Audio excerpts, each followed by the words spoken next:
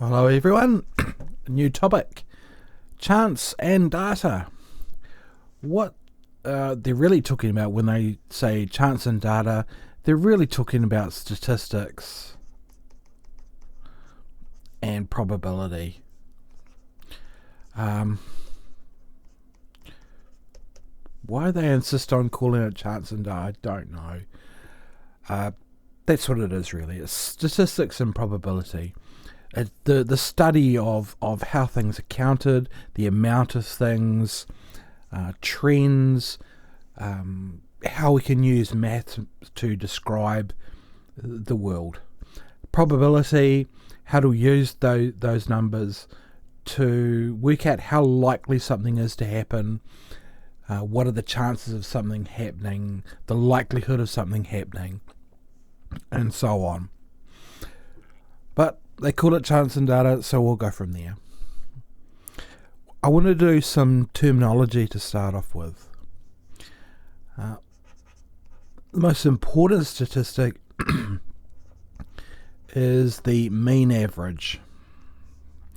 Now, also known as just the average, the standard average. And it has two symbols, and we're going to go over the symbols. The first one is X bar, obviously because it's an X with a bar over it, and that is the average in a sample.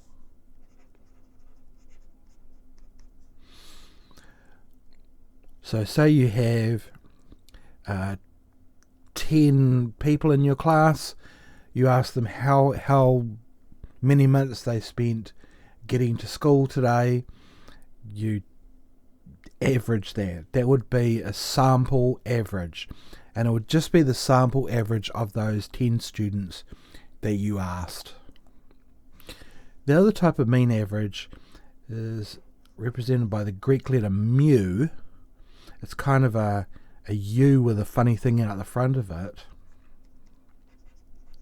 The Greek letter mu, and it is the average of a population.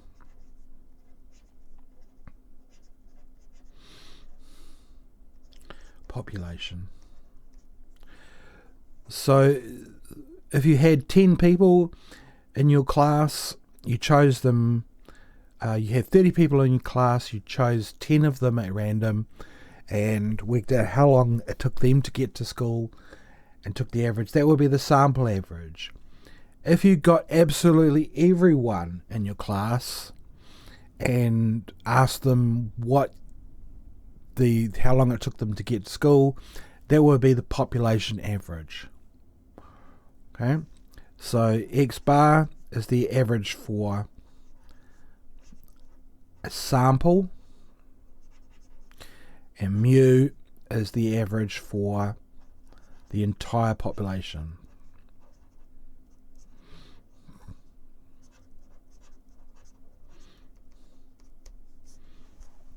Okay. All right. The next sort of measure of spread, which you'll need to know about, is the median.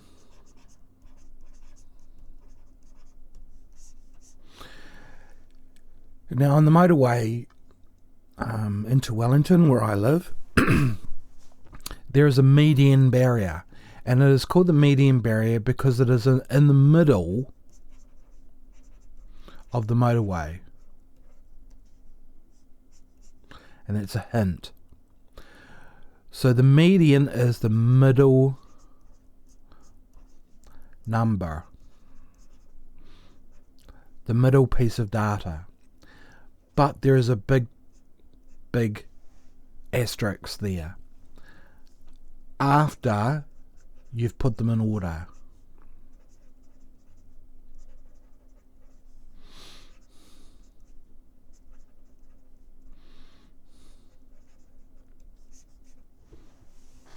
Only after you've put them in order.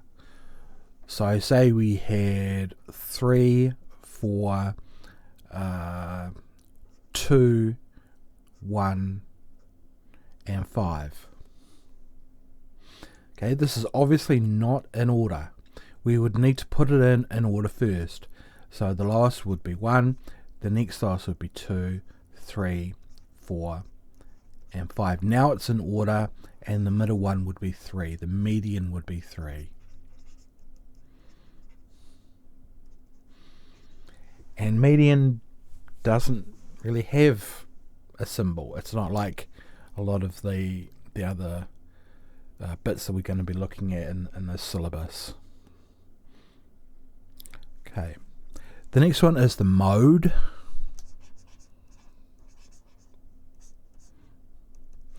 And the mode is the most common number.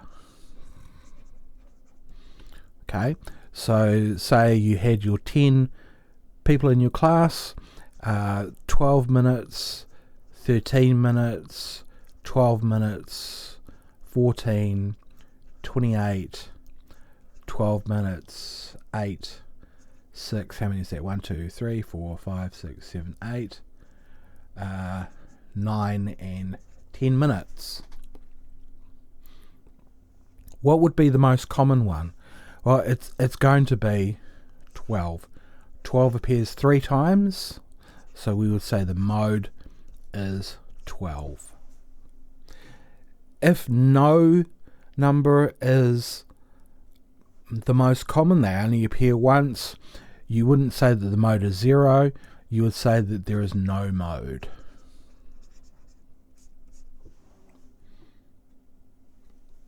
Very, very important. Okay. I said before that we have sample size.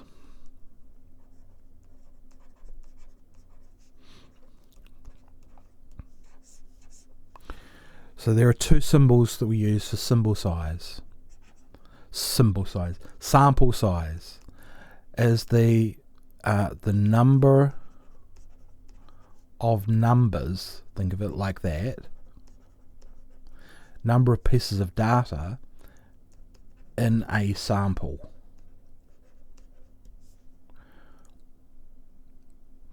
So say there are 30 people in your class, you choose 10 of them. N would be 10. It would be the number of students you chose, randomly chosen.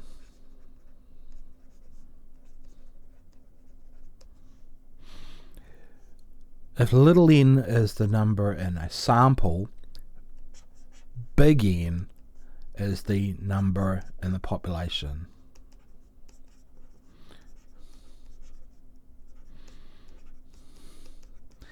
And for that, you kind of have to take a step back. In our example, if we're talking about the length of time people in your class took to get to school, what would the population be? Would it be just everybody in your class, all the students in your school, all the students in the country?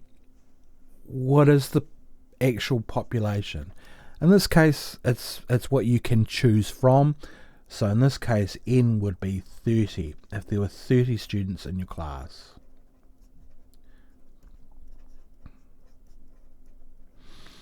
And N would be 10, little n would be 10, would be the number of students chosen from that population.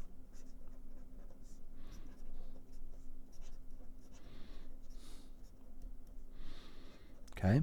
Generally, we say the population is where you can take random samples from. So if you can't get to other students, you really have to wonder whether you really count them as part of your population.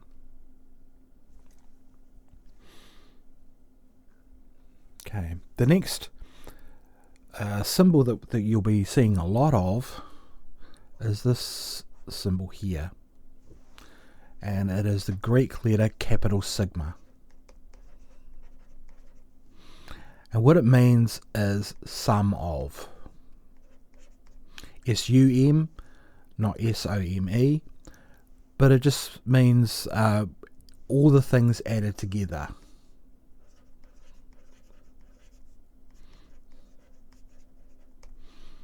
Okay, so sum of 3, 4 and 7 would be 3 plus 4 plus 7, which is 14. This is really, really important because you need to work this out when you're finding the average. So we can write our first equation really. The sample average, the average of all of the students, is going to be equal to all of the students added up divided by the number of students in that sample.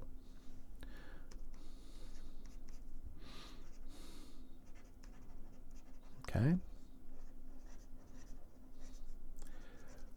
Divided by the number in the sample.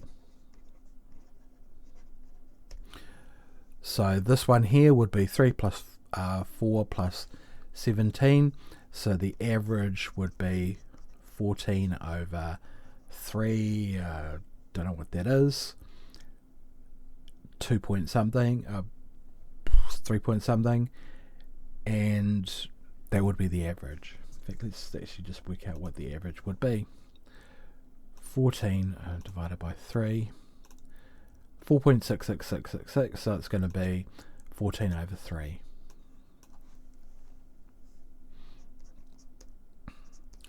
Rounded to one decimal place, 14.7.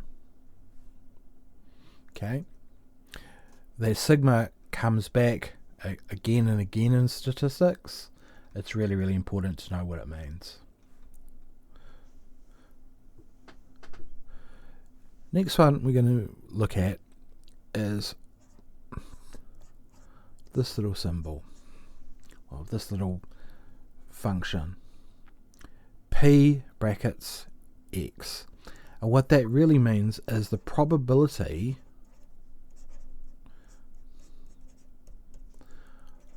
of x, whatever x is, happening. Okay, so classic example, probability of getting tails in a fair coin toss.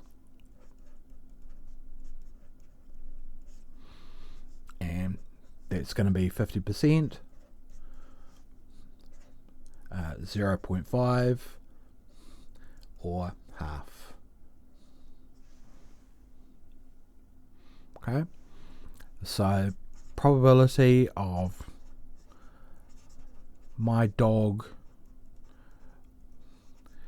winning the next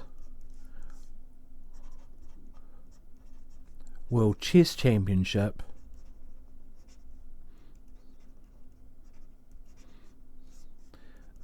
is effectively 0. Okay, my dog is a very, very bad chess player. He's only ever beaten me twice.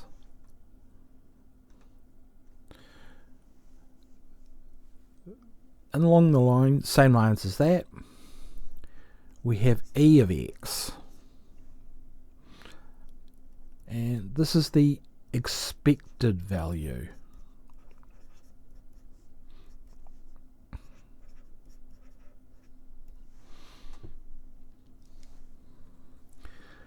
What does that mean? Well, the expected value is the number of times you expect an event to happen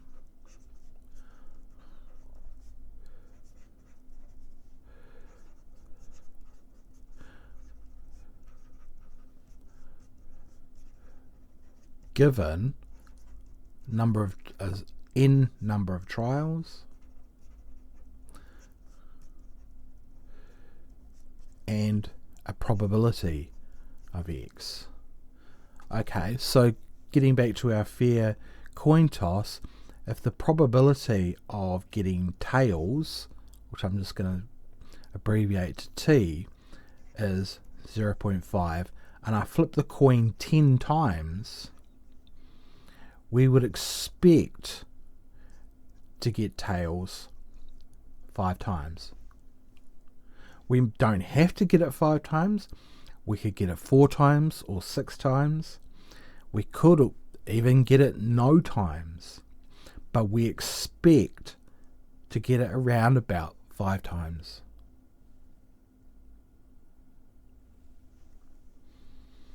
We'll be doing more on this bit later on. And lastly, we have lower quartile, upper quartile,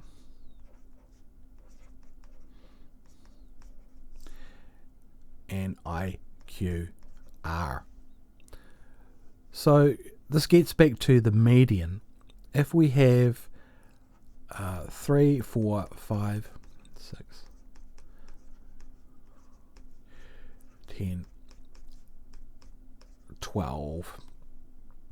Okay, so those we've put the numbers in order. We find the median. So there are 1, 2, 3, 4, 5, 6, 7, 8, 9, 10. And I'm going to put another one in, 11. So watch how I do this. So I'm going to do first and last, first and last, first and last, first and last, first and last. That must be the median. Okay, that's the number that's halfway between the top and the bottom number.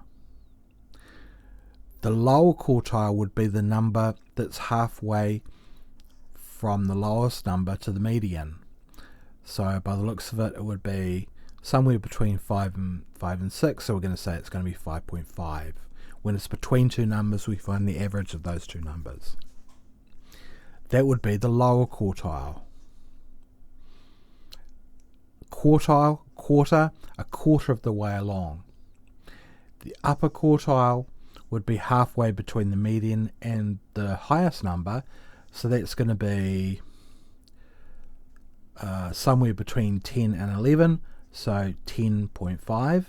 That would be the upper quartile. Okay.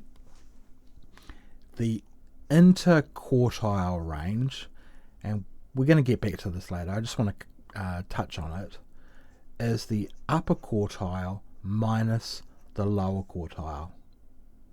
So it's going to be 10.5 minus 5.5, so that's 5. So that's a measure of how spread out our data is. And it's important to know. There's other things that we're going to be doing, but those are the main bits of terminology and symbols that I just want to do for now.